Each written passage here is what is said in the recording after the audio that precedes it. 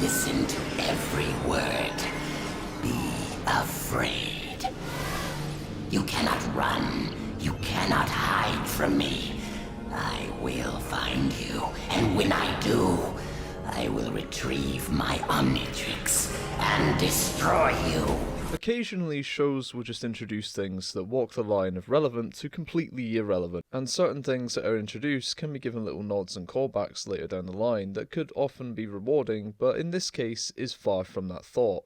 Not even close, bud. Like with Animal, this episode introduces another antagonist that just doesn't make the cut for me. There are no compelling motivations to them, and the point of her even being in the episode felt rather redundant by the end. So when they decide to bring her back years later, possessing similar abilities as before, I wonder where the consistency is gone. Anyway, that's a conversation for another time. The benefit of this episode comes from Ben and what he discovers.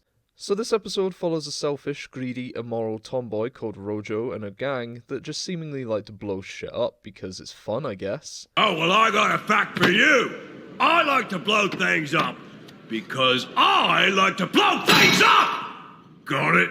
Meanwhile, Vilgax is still tracking the Omnitrix and sends a drone down to try and retrieve it. I have a question for God. What? When your bounty hunters didn't work, why the fuck do you think this would do any better? Anyway, the drones are destroyed by Ben as forearms, but Max is injured during the melee by falling debris from a gas station that Rojo blew up. Ben offers his response to this and takes off with Gwen and Max in hand to a nearby hospital. As they leave, Rojo awakens next to one of the drones that Ben destroyed that attaches a tendril to her neck and merges with her, creating a living metal alloy around her body, allowing her to use various pieces of weaponry that would be part of the drone. As this happens, Vilgax is in Rojo's mind and demands that she do his bidding by retrieving the Omnitrix. After an initial struggle, Rojo agrees, through fear of the pain that could be caused if she doesn't. Meanwhile, Ben manages to get Max to a hospital, and it's revealed he's going to be okay, he'll just be a little out of it for a bit. As Gwen and Ben have a heartfelt one-to-one for a moment where Ben questions his abilities as a hero and ability to protect those he loves, he presses the watch which clues in Rojo to his position, and it's here where she proceeds to start attacking a hospital. But why? Why would you do that? Why would you do any of that? Ben draws her away as heat blast and manages to dissuade her for now. Sometime later though, Gwen and Max are sleeping and Ben leaves a note stating that he cannot live with himself knowing that they could get hurt while he possesses the watch.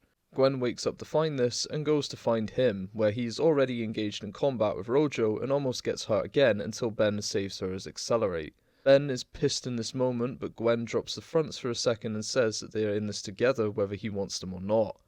Good. Twice the pride, double the fall. Ben times out, and this means that him and Gwen have to go solo for a minute and make a run for it, finding themselves at a local gym. Once he can, he dials in Upgrade and starts using the gym equipment to try and bring her down. He figures out that because she's made of living metal right now, he can merge with her, and just about does, but is confronted by Vilgax inside of her mind, who says that he's coming for him. God fucking damn it! Upgrade quickly destroys the machinery on her, and Gwen lays in the final punch for Max. She's arrested and carted off by the authorities, and as we close out on Max being discharged from the hospital, Ben informs him of what he encountered with Vilgax, and the closing seconds are Max looking up to the sky with growing concern on his face. Now, I'm not going to dismiss this episode outright, as it does carry some merits, particularly the character work involved between Ben and his relationship with Gwen, but this villain, man, my god. I would have been fine with never seeing Rojo again. She's got a strength in her voice behind her, but the concept of her was interesting, just poorly delivered. The character itself is essentially dehumanized, and that appears to be intentional, but at least Animal had acclaim and recognition as his motivation. She's a soulless meatbag that Vilgax can use to express his disdain against Ben, which, again, if that was the intention, then great job. But I think by comparison of recent shows and movies and the work they've done with villains and given them an understandable motivation and reasoning, even if they were used to commit someone else's atrocities, is finer work that compared to what we got here. Aside from that, the work put into Ben and Gwen's characters was excellent in this. To finally see Ben realise that his hero work is risky business, and those around him will get drawn into the fight if he's not careful, was a strong lesson he needed to learn. To see Max be the catalyst for this was a gutting move, but to have Gwen as the shoulder for him to lean on adds a level of wisdom to her and puts her mentally above her age for now. She has this outside understanding of where Ben's gone wrong and has been trying to correct it in her own way for some time, but his continual pushback has led to this, where his overconfidence got the best of him and Max paid the price. To see the sudden maturity, however brief it may have been, with Ben understanding he's done wrong and trying to atone for his mistakes while still making some childish ones is a good way to balance the naivety of his age and the understanding that he understands he lacks something fully to confront the situation. So the alien forms act as a physical expression of control and maturity to compensate for his lack of emotional and mental growth. But he'll steadily obtain this as the years go by, and we'll see that as the seasons go as well. Gwen became one of my favourites in this episode even when I was a young one myself, and it still gives me goosebumps to see it now almost 20 years later. Then, the last worthy mention is Vilgax finally introducing himself to Ben and pushing the pedal now as you realise that Vilgax is growing stronger and will be coming for the watch. This being the second stage to the fight against him, with the first of course being the bounty hunters.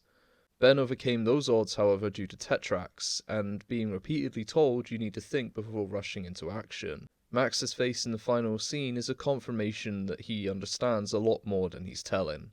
Overall, this wasn't a bad episode by any stretch, and it has its merits like I mentioned. I just think that Rojo was a weak addition, especially as she does come back later down the line with very little value to offer, but everything else was fantastic. That's going to do it for now though, thanks for dropping by. Smash the like button in the face and hit the subscribe for more down the road if you like what you saw here. Until next time though, take care and I'll see you soon.